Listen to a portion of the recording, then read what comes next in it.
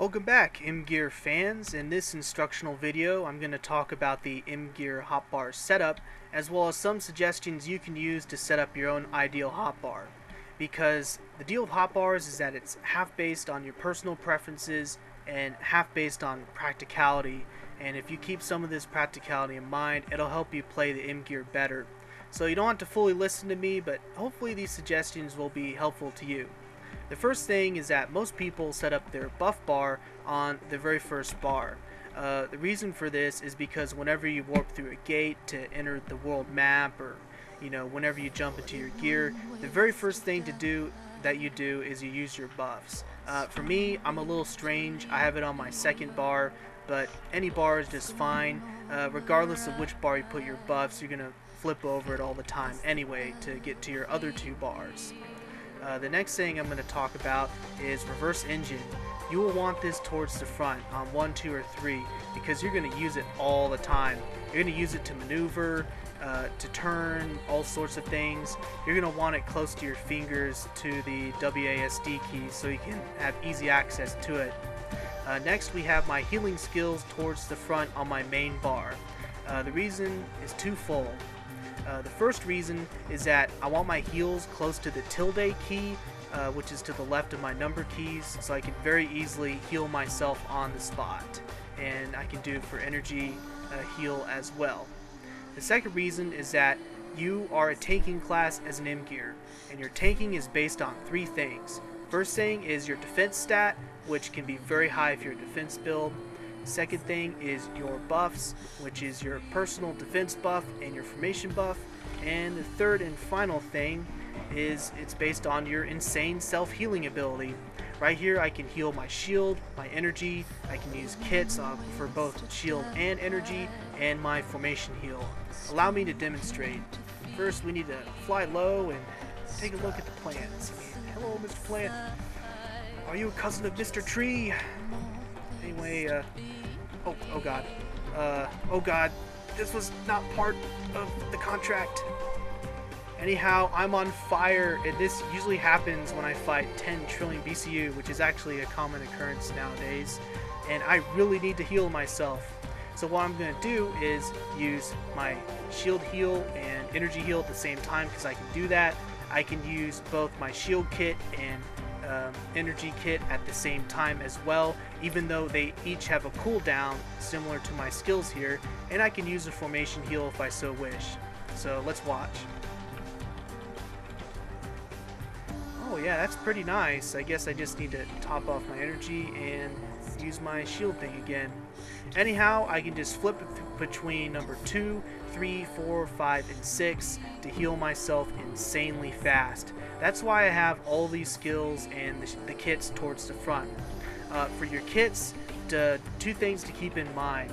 The first thing is that some people call others noobs for using kits, but in certain situations, in order for you as an M-Gear to survive, or any gear for that matter, many people use kits. So don't be too ashamed in using them. People call you that. They just don't know what they're talking about. The second thing is you will want to use your C-type and B-type kits first while you're grinding or doing wars before you hit your ideal level, like level 80 or the 70s, when you want to stop and really start doing PvP. The reason for this is you want to save your A-type kits. A-types heal the most amount of all the kits. Actually, technically it's S-type, but I'm just being simple here. Save your A-types and just use your B and C-types, so you'll have a ton of A-types when you reach your max level. I had well over 1,200 A-types from my memory for shield kits by the time I hit my max level, and that has really helped me in wars. Anyhow, moving on my hotbar setup, we have scanning, purify, call a hero, and invincible all on my main bar because I use them a lot, but they're over here rather than over here because I'm actually healing myself a lot more than using these skills, even though I use them a lot. I spam scanning, purify, I need to bring up the targeter to strip someone of their defenses. Call a hero is right here. because sometimes I'll be in a formation to do something called Call a Hero Chains, where I have to summon tons and tons of people, and that's just my job. Another reason why it's here is so I don't have to switch when someone screams for Call a Hero and they struggle to survive for the next 5 seconds while they spam the enter key to get summoned to me so they're rescued from danger. As for Invincible here, it's on my main bar because when I need to use it, I only have a millisecond of reaction time to use it.